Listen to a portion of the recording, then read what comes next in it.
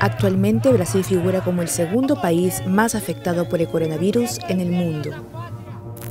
¿Cómo llegó a ser el epicentro de la pandemia en Sudamérica? Estos son los 5 errores que llevaron al país a la crítica situación actual. 1. Aislamiento social irregular. La primera razón citada por los expertos es que muchos ciudadanos no cumplieron con el aislamiento social propuesto hasta ahora o han abandonado la cuarentena a mitad de camino.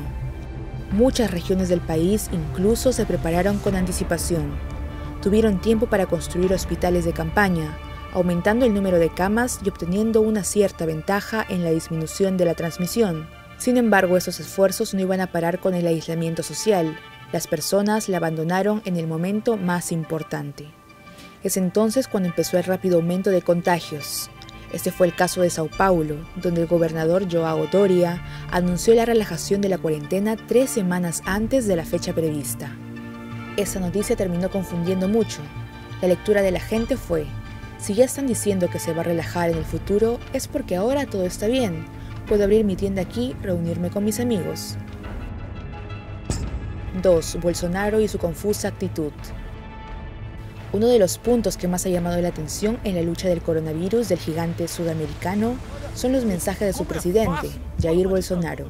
Desde el comienzo de la pandemia evitó apegarse a las instrucciones entregadas por la OMS, minimizando constantemente la enfermedad e instando a la realización de protestas en contra del confinamiento, lo que podría haber dado una señal contradictoria a los brasileños. 24 de marzo. Gripezinha. Depois da facada não vai ser uma gripezinha que vai me derrubar não, tá ok? Se o médico ou o Ministério da Saúde me recomendar um novo exame, eu farei. Caso contrário, me comportarei como qualquer de vocês aqui presente. 3 de mayo. No usó mascarilla. El presidente asistió a la rampa del Palacio de Planalto para ir a una reunión, cita en la cual no usó mascarilla ni respetó las medidas de distanciamiento social. ¿Y qué? Lo siento, ¿qué quieres que haga?, le contestó un periodista cuando le preguntó sobre las altas cifras de fallecidos en el país, declaraciones que fueron criticadas por muchos debido a que minimizaban los riesgos del virus. Por un lado vemos noticias en la televisión sobre la pandemia, sobre COVID-19. Por otro lado vemos al presidente dando besos, abrazos, caminando sin máscara y atrayendo multitudes. Claramente esto representó a un gran perjuicio e influyó mucho en la población, explicó Raquel Stucchi, infectóloga de la Universidad Estatal de Campinas y consultora de la Sociedad Brasileña de Enfermedades Infecciosas. 3. Autoridades descoordinadas. La postura inadecuada de Bolsonaro se suma a la discordancia de los discursos entre el presidente, los gobernadores y los alcaldes.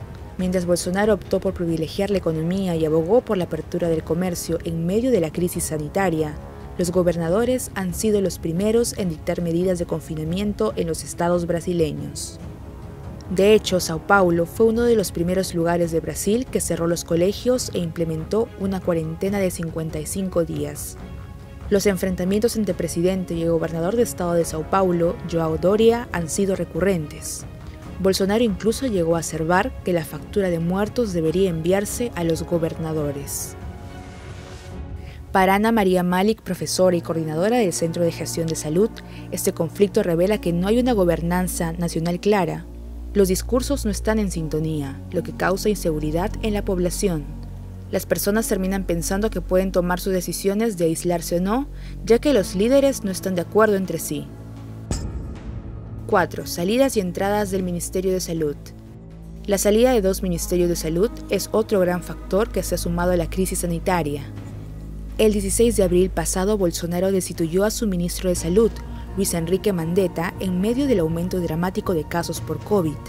Las razones: Luis Enrique defendió las medidas de aislamiento social entregadas por la OMS, postura que no era respaldada por el presidente.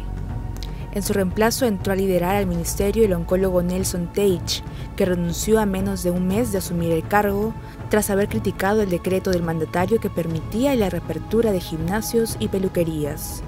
Según la doctora Raquel Martins Lana de la Fundación Oswaldo Cruz, el cambio de administración en el ministerio en medio de la crisis ocurrió cuando recibían más apoyo de la población.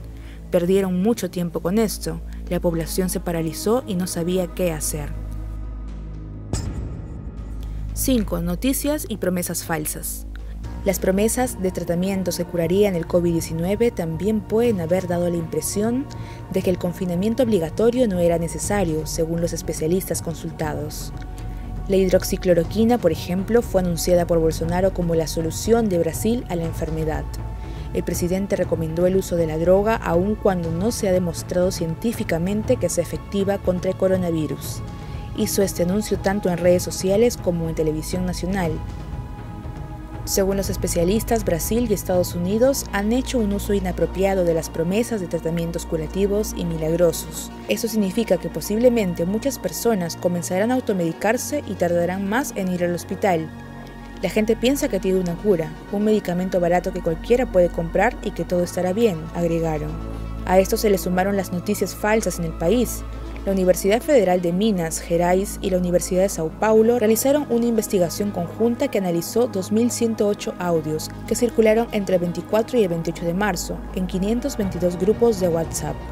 El estudio concluyó que entre los 20 audios con mayor circulación, 5 negaban la gravedad de la enfermedad causada por el COVID-19.